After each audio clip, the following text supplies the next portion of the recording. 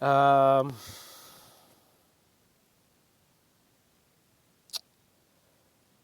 Brothers and sisters.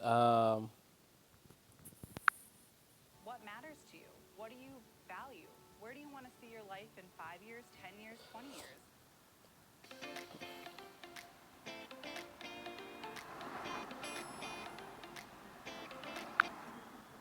Good morning, everyone. It is Thursday, September 10th. I'm your host, Full Spectrum Survival. Today, we're going to be covering why the U.S. CDC is asking parents across the country to prepare their children for sudden or even multi-night sleepovers at their school without parents in the case of an emergency. It is titled Easy as ABC, a new directive by the U.S. Centers for Disease Control and Prevention, which during a pandemic has sweeping control powers in the United States of America. Okay, so you guys can clearly watch that on your own for yourselves. Whoever's paying attention and has their eyes open, congratulations. For those of you who are asleep or who still think that somehow things are gonna get things are gonna get better as time goes on. I hope you guys are like uh, not that gullible because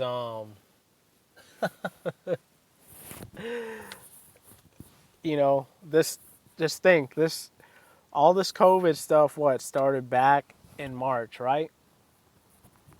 Making it sound like it's gonna be a really short-term thing, and then as time goes on, lockdown keeps getting extended, you know, and then stuff reopens.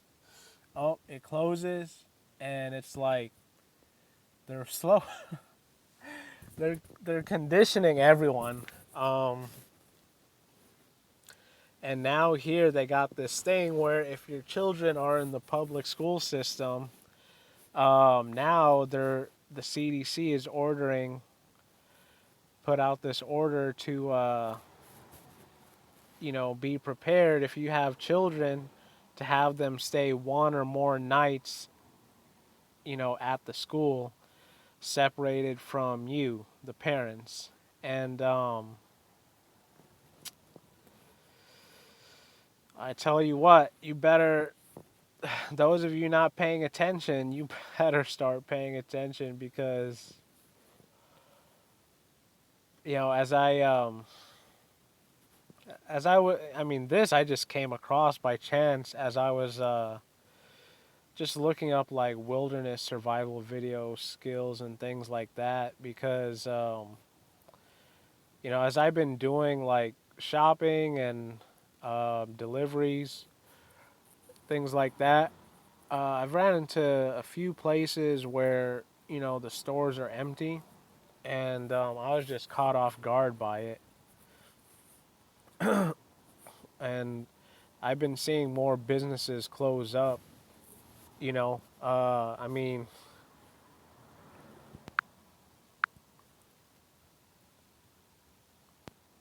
also look at look at these videos here. Let's go videos uploaded this year. So people are leaving big cities in droves. Um, you know, for obvious reasons. I mean, prices are going up. Uh, People are being allowed to work from home, and they're not seeing the need. A lot of people aren't seeing the need to stay in the city anymore. Since they can do a lot of stuff from home and things are cheaper outside. But um,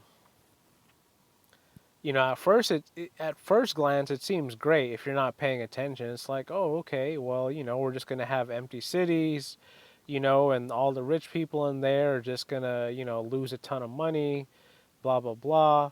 But I mean, if you look at what impact that's gonna have across the country, yeah, more people are going to leave the cities and they're going to spread out across the suburbs and start going out into the country, once the suburbs are full. But think about the dwindling resources. So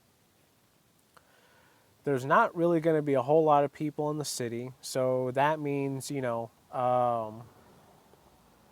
like there's going to be more opportunity for homelessness and crime to increase. And then um, at the same time, you have a lot of these stores as people are like, getting the message pushed to as we're getting the message pushed to us to prepare for like end times and possibles, you know, not even possible, but a lot of people are talking about zombie apocalypse for those who are like not keyed in to prophecy. They're like, oh, this is starting to look like World War Z and something, stuff we actually see in the movies. And I'm telling you, we're entering into the age of the rider of the black horse, because as I've been studying scripture, I mean, and paying attention to it more, the book of Revelation, it covers the last days from the time of John, when he was exiled to the Isle of Patmos, to our present day, and even past our present day, to the millennium and the final judgment. Now, just to zoom out real quick and just like get a glance at where we are exactly during these end days. Let's go to the book of Revelation, because that's really the times we're living in right now. Because the only prophecies left to be fulfilled in the Bible are the ones concerning the times before the second coming of Christ. That's one. The second coming of Christ and his millennial reign, that's two. And then the final war between Satan and God, and then we have the final judgment in the new world. So that's three. We're only waiting on those three things to happen and come to completion. There's nothing else we're waiting for. So those of you, I mean, for me myself, I'm getting myself ready and my family to not just leave the city, but we're not even going to be in the country. Going to learn how to live. We're going to take Christ's advice and flee to the wilderness, flee to the mountains. So, anyways, here in Scripture, okay, so there's the four beasts. One's like a lion, others like a calf. One has the face of a man, other one's like a flying eagle. So we have that, and then we have them contrasted with the four horsemen. Okay, so here Christ is opening the seal. You have the four beasts and the 24 elders worshiping. And here we have the white horse when the first seal is broken open. And then when the second seal is open, there's a red horse. And the third seal, you have a black horse. And the fourth seal, you have a pale horse. Okay? It's like this sickly, palish green color. Okay? And death and hell follow behind them. So notice that the four, the reason why there are four is because, you know, you have references to the four ends of the earth, the four corners of the earth, the four winds of heaven, the four quarters, of heaven, and So these four horsemen represent a completion of things, and they also represent the four seasons. So notice that um, the white horse, he comes like that's during, when life is most abundant. And then you have the fiery horse, the red one, that's the summer. And then after that, you have the third horse, which is the fall. And notice how the fall is connected with death and the rising of food prices. Okay, and then you have the sickly horse. I mean, and I don't even know why I said the black horse is death.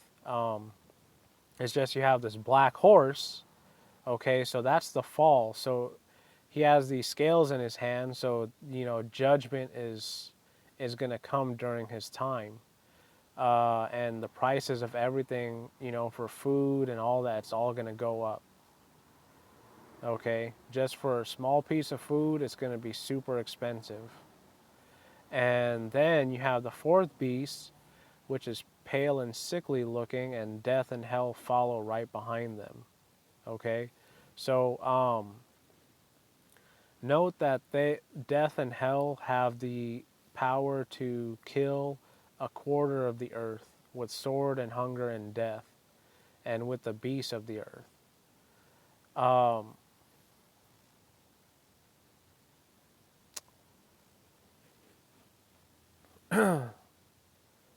and this like because during this time this is winter. Okay, so winter is the harshest time of the year, and like that does symbolize the time of death, while spring is the time of life. Summer is it represents maturity, and then fall represents decay. So spring is growth, summer is maturity, fall is decay, and winter is death. And that's the exact order that these horsemen are placed in. And right now, we're entering into the time of the, well, I shouldn't say we are entering into the time. We are in the time of the rider on the black horse. Okay. And right after him, it's going to be the time of death and hell. And what's interesting about this order is that death and hell are the last to be thrown into the lake of fire. Okay? Because during the judgment, okay, or right before the judgment, Satan wages his final battle. He's thrown into the lake of fire. And after that, God's throne appears from heaven and he executes judgment. And he separates the righteous from the unrighteous. And, when he raises the dead, we read that the sea and death and hell gave up the dead that are in them. Okay? We read that in the 21st chapter of Revelation. So this is how close we are. There's no need. Don't question, don't doubt. This is exactly how close we are. Excuse me here. This is actually, we're actually in the 20th chapter that I was talking about. Okay, so here in Revelation 20, verse 13, and the sea gave up the dead which were in it, and death and hell delivered up the dead which were in them, and they were judged every man according to their works, and death and hell were cast into the lake of fire. This is the second death. Whosoever was not found written in the book of life was cast into the lake of fire. So this is how close we are, brothers and sisters. Right now we are in the, right now, as far as the four horsemen are concerned, we are in the season of the rider on the black horse, and we are nearing the time of the opening of the sixth seal, where Christ will make his second appearance and his second coming. Um, and then, after that, it's going to be the season of death and hell with the rider on the pale horse. And after that, that's going to be the opening of the seventh seal right there. Um, we should not confuse the opening of the first four seals with, you know, with being directly tied to the four beasts only appearing during the first four openings and then they disappear. No. Remember, these symbols are very deep and they are interconnected. Okay, remember the number four represents the four corners of the earth and the four ends of heaven. Okay, so it encompasses the whole world, and it's no coincidence that the four horsemen are tied to the four seasons. Um, and I should also draw our attention back the to the four beasts here.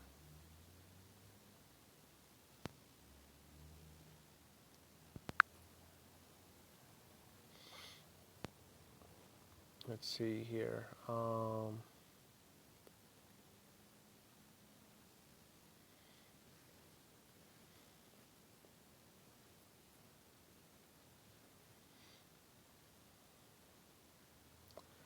Okay, so the first beast is like a lion, the second is like a calf, the third is has the face of a man, and the fourth beast was like a flying eagle. So, if we actually contrast these, with the four horsemen, it's interesting because at the uh,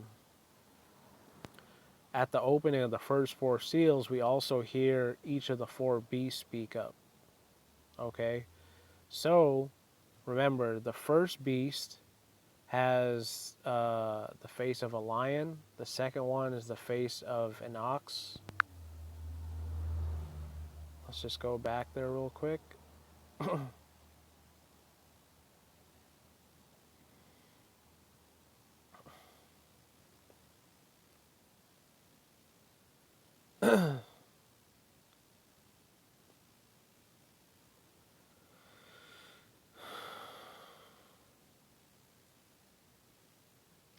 Oh, where are these beasts?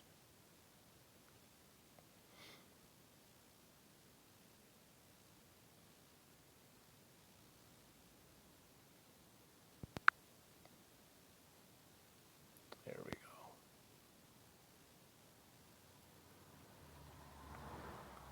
Okay, so a lion, a calf, a man. One has the face of a man, and one is like a flying eagle. Okay, so don't forget that order. All right. So now the Lamb is going to open the seals. So in verse 1, we read, "And I saw when the Lamb opened one of the seals, and I heard, as it were, the noise of thunder, one of the four beasts saying, 'Come and see.'" So here, the beast that's like a lion is the first to speak up, and that's when the rider on the white horse appears. And then we read in verse 3, the second seal is open, and the second beast speaks up, and that is when the rider on the red horse appears. Okay, so that's the beast that looks like a calf. And then the one that looks like a man, he comes during the opening of the third seal and during the time of the rider on the black horse.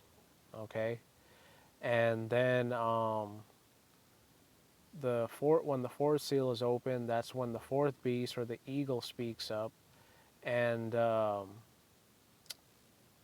that's when hell and death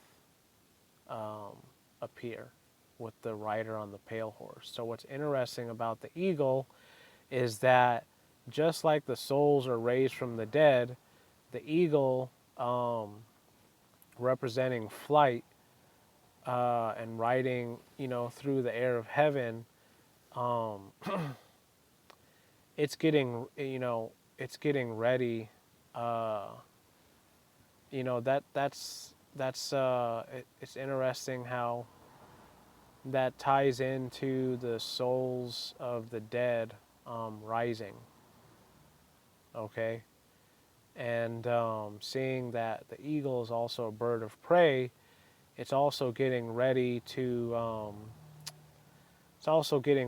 feast on the dead. All right, so this is not coincidental here. And again, this is how close we are to the end times. Just wanted to point that out. Need to get ourselves ready. As you saw in that crazy announcement, I mean, CDC put out the order for your children if they're in the public school system and you're a parent, you got to be ready to be separated one or more nights from your child or your children. And who knows what they're going to do to them, but I would rather not find out and get ahead of the ball on this, get ahead of the curve. And then here, a ton of people are leaving cities. Again, I mean, you can watch more of this stuff for yourself.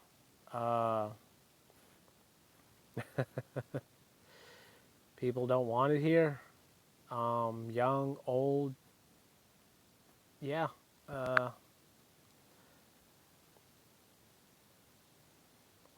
1, 2. I'll do a clap for my audio sync in just a moment. Hey everybody, how's it going?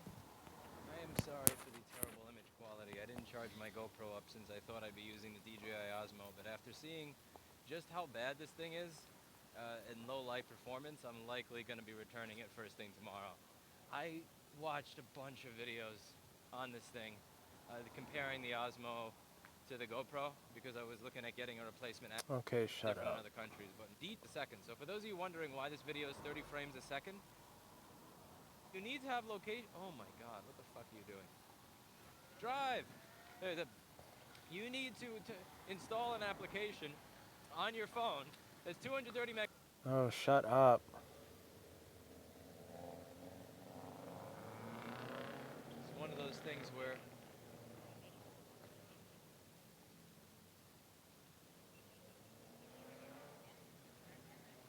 when it is illegal to be in business.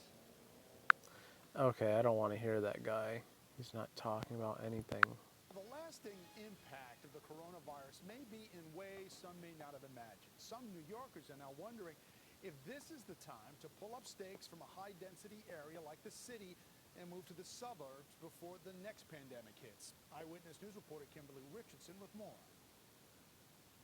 Stephanie and Paul Ellis, like so many others, are trying to plan for the future, one that may not include living in New York City. If the city's not going to be the city that we love and pay all that money to live there, we don't know what to do, and it's kind of not in our control. The couple owns this apartment on Bleecker Street, which had been on the market before the COVID-19 pandemic hit. They had planned to rent a larger unit until it sold, but in mid-March, everything changed. They packed up and with their son Nolan and dog Eloise are now temporarily living at Stephanie's parents' home in Marlboro, New Jersey. As time passes by, we started coming to the realization, I don't think we should go back. And we love New York. Allison Bernstein of Suburban Jungle says they're experiencing a 348% increase in new clients from this time last year. People not only leaving the city for the nearby suburbs, but moving to places like Austin, Texas, and South Florida. 6 weeks ago, we thought, hey, we're going to be out of school for a week. We're going to be out of school for 2 weeks, so I'll do a short-term rental for a month. This will normalize. And I think right now, people are starting to realize, this is a bigger problem. On the flip side, another real estate firm says it's actually seeing a new wave of people wanting to move here to the city, specifically looking for rentals. testing the waters a bit before buying. Even if we don't have theater and we don't have the restaurant scene and the nightlife scene, it will come back. And when it comes back, it will be stronger. And there are just people that are waiting and that want to be a part of that. Experts point out. Don't believe that's gonna last for long, people. Remember, this world will come to an end. I've already shown where we are in prophecy. So, if you're over here just, following like the moment to moment stuff, yeah, you're gonna keep thinking like, oh yeah, at some point it's gonna no. Because right now, while things are shifting and readjusting, remember the people who are still in power, they're gonna want to hold on to that power, okay? And we're still waiting on these 10 kings who are going to reign at one moment with the beast. And we are also still waiting on the final temple, or not the final temple, but the third temple to be built. And the first sacrifice to be offered. Okay, so let's not forget that.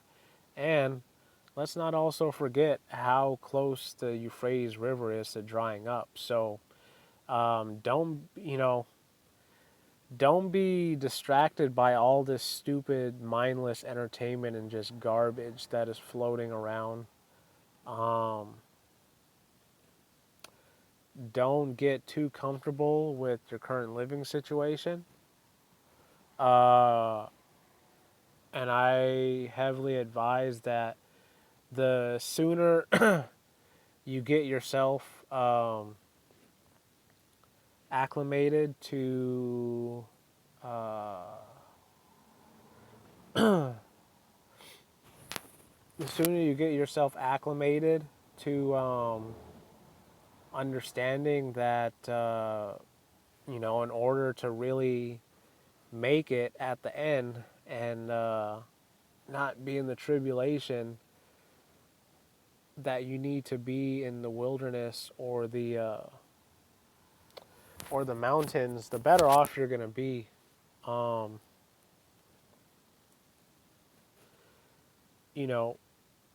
If you have families like me, I mean,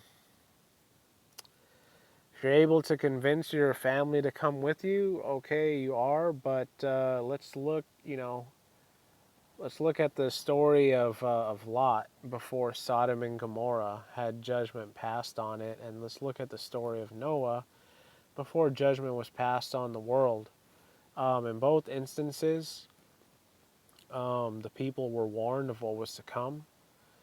A lot of people didn't listen and just stayed doing what they normally do. And by the time judgment came, it was too late for anyone to leave at that point. And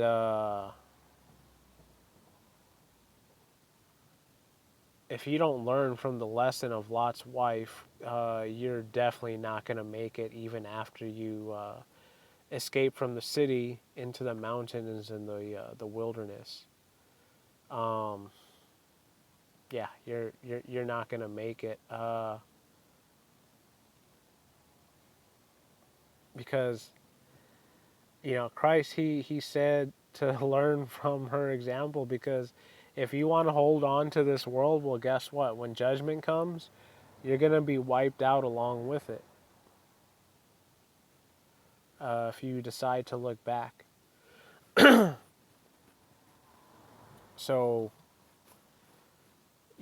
right now might seem comfortable, and you might think that you'll be able to get away with like staying in the city and trying to hide undercover, but the Antichrist and his henchmen, they're going to be on the lookout for all believers, and they're going to be sending out false Christs all around, and they're going to be performing miracles to lure out believers. Don't think you're going to be safe. It's just a fair warning. Look at the signs of the times, people. Also, Stores empty 2020. Let's look at things that are just uploaded this month. So, look at that.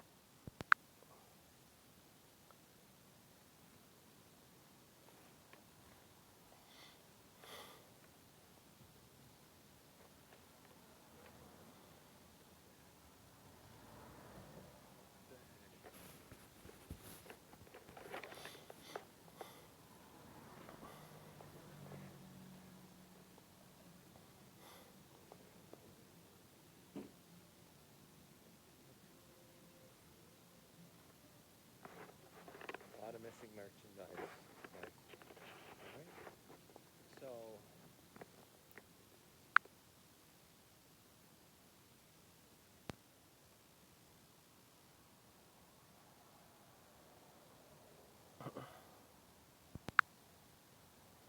Hi, my name's Mike, and today I've got a couple of messages to share from the Fulfil Property news site.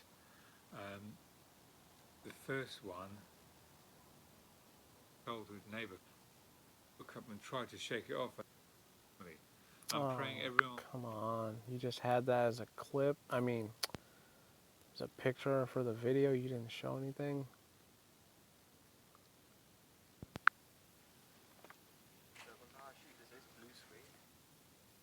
Inflatable monster.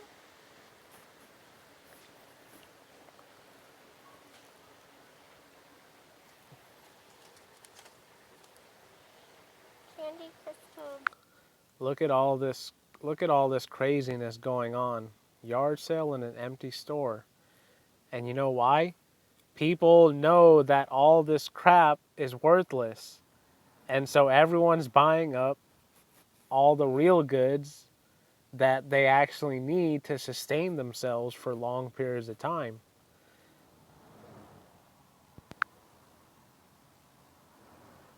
People are filling up on gas. I mean, oh boy.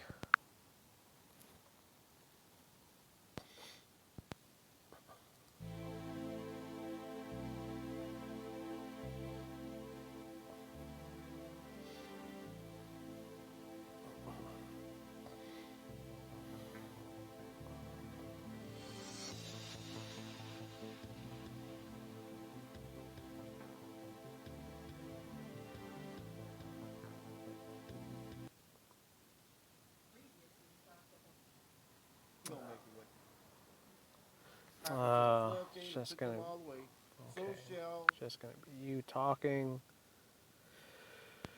And you still got people trying to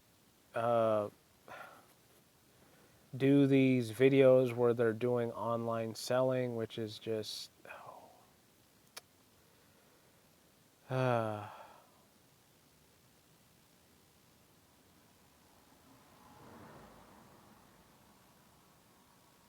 look at this here.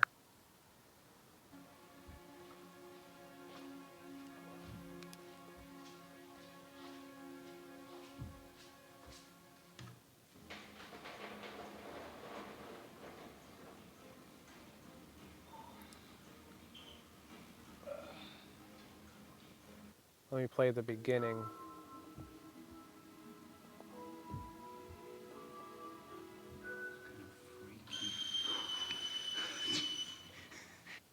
Completely, utterly empty.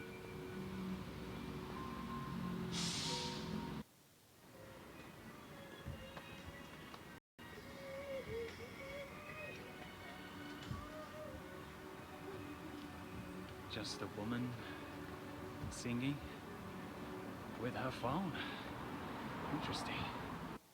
Oh, welcome back to another video. Now, I think I've almost recovered from that extremely intense Burger King.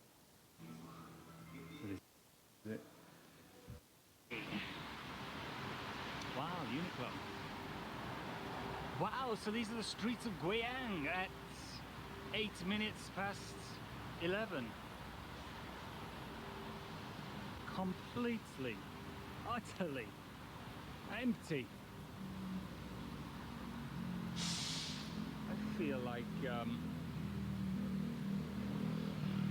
like I'm in one of those. I feel like I'm in one of those zombie movies where the streets are just empty. If it wasn't for the cars, it would feel like I'm in a zombie movie and the streets are empty. Oh, one person. The thing about Guiyang is it's very, it's not very pedestrian friendly. Although they do have these underground walkways, which now I'm gonna have to go back down. You know, be one of the safest normal slippers, sandals. Okay, so you're starting to see, I mean, all this craziness going on. It's not for no good reason. This is, if you seriously think there's not going to be a judgment and there's not going to be a great tribulation, boy, I feel sorry for you when it happens, because everything is setting up and moving in that direction right now. Remember, Satan, okay, he knew his time was short when? Let's go back to Revelation chapter 12. When did Satan realize his time was short?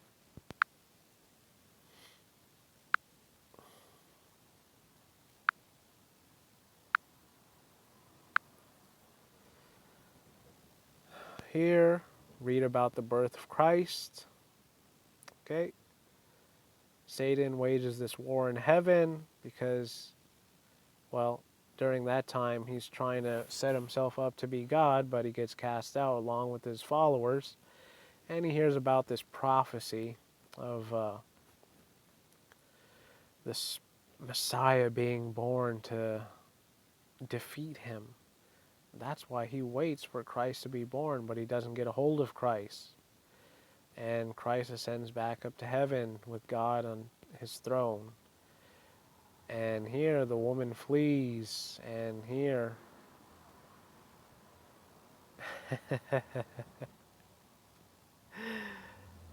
oh boy. Verse 12.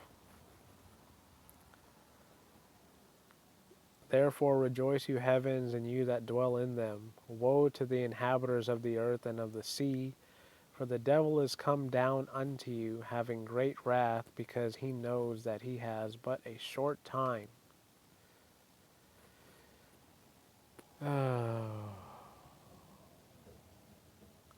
And when the dragon tries to go after the woman is able to flee into the wilderness. This is during the time of the Great Tribulation. And when he sees that he can't get after the church, he goes after whoever is left. Okay? He says, angry with the woman, and went to make war with the remnant, in other words, those remaining of her seed, which keep the commandments of God and have the testimony of Jesus Christ. So, we're getting very close to that time. The time that is going to occur are the last 7 years for the world before Christ's millennial reign. Okay? Again, we are waiting for the third temple to be built and the first sacrifice to be instituted. Once that is done, folks, you have 3.5 years, maybe a little less, not too less, but just about 3.5 years to get your butts out of Dodge. If you wait any longer than that, by the time a majority of the church has left into the wilderness and into the mountains, those of you remaining, you had better be prepared, because that is Satan is going to be hunting you down. It's not a game. It is not a game. At this point, just about everyone, including unbelievers, have been hearing about us believers talking about the end times, but they still choose to remain in their unbelief. And you know what? Don't expect that during those times that you're going to be able to turn to them. the only time you can trust in them is if you betray God. But the aid that you receive from the beast and the followers, it's only going to be temporary. And the reason why I say that is because, yeah, you might save yourself during that time by betraying God and becoming a traitor, but if you receive the mark of the beast, well, you're not going to have your name written in the book of life. So you'll have your temporary relief and you'll be able to escape the great tribulation during that time by betraying God. But the moment you do, you've sealed your fate. And for those of you who, for whatever reason, decide to stay and can't, or, either you decide to stay because, I don't know, that's your decision, or for whatever reason you're elderly, or it's the Sabbath, or you're nursing and you have a family, you would better prepare your hearts and minds at that time to suffer whatever anguish that Satan will cast on you. Otherwise, you'd better stop all the damn pettiness and all the excuses and the infighting and all the doubt, because I'm telling you, just like we are reading here in prophecy, once the devil reaches his short time during the last 7 years of the world, you're not going to like it. And if you want to escape that, we've already read clearly that you can here in prophecy. And Christ himself said in Matthew 24, when you see the abomination of desolation standing in the holy place, as prophesied by Daniel,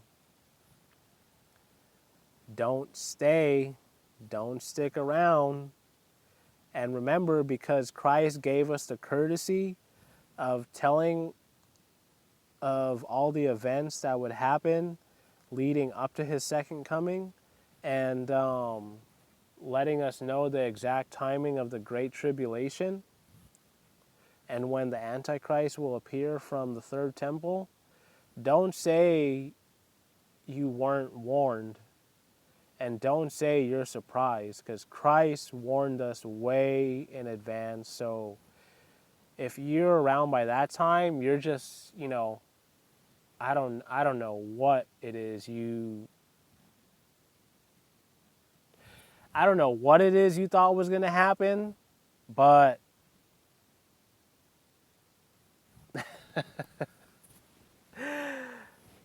oh,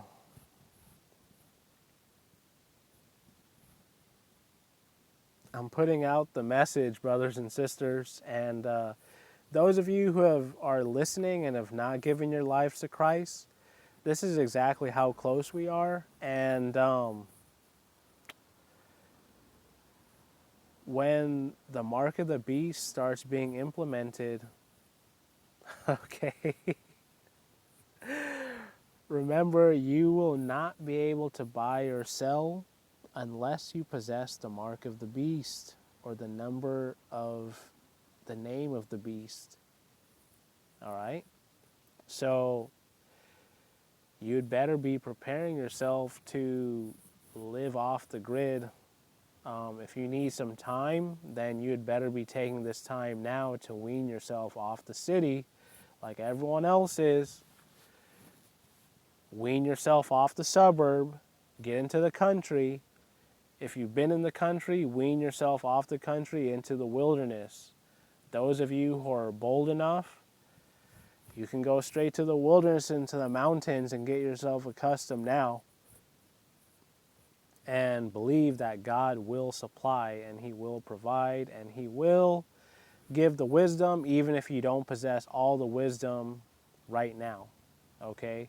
He will give you the wisdom to survive, and he will provide for you. He won't abandon you. The key is for you not to abandon him and not to distrust God. Let's go back here to YouTube.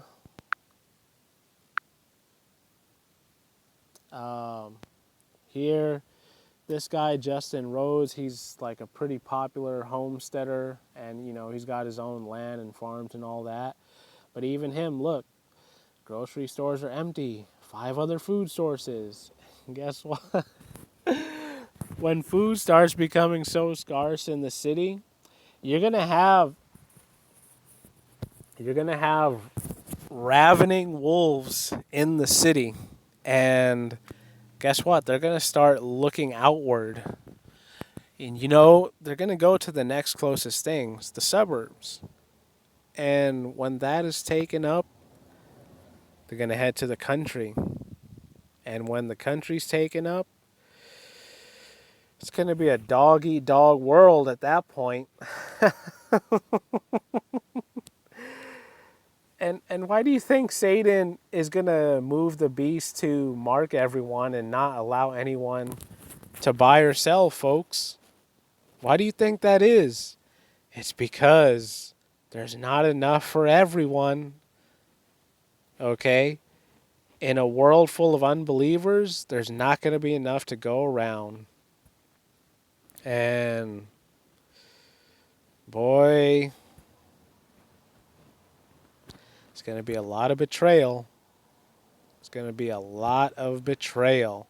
Right now, everyone's still trying to act like, oh yeah, you know, because I could make my cool little HD videos. It's all good, you know, because I could still, you know, get a Slurpee and get some gummy worms and, you know, scarf down some Burger King or whatever. Oh, it's all good still, you know. I mean, yeah, you know, the city, come on, don't be that stupid.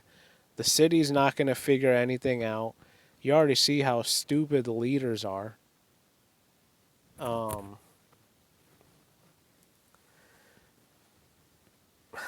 Those in power, they're looking out for themselves. So don't think that this humanist movement is going to do anything to save anyone. Okay? Oh, yeah. They talk really big. They talk really confidently. But when stuff hits the fan,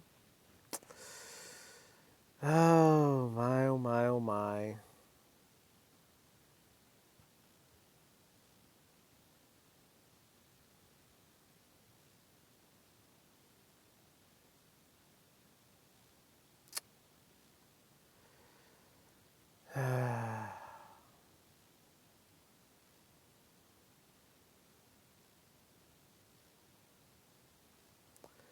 And, you know, there's also, I don't know if I showed this in any of my, like, previous videos, but, there's also a ton of earthquakes going on around the world.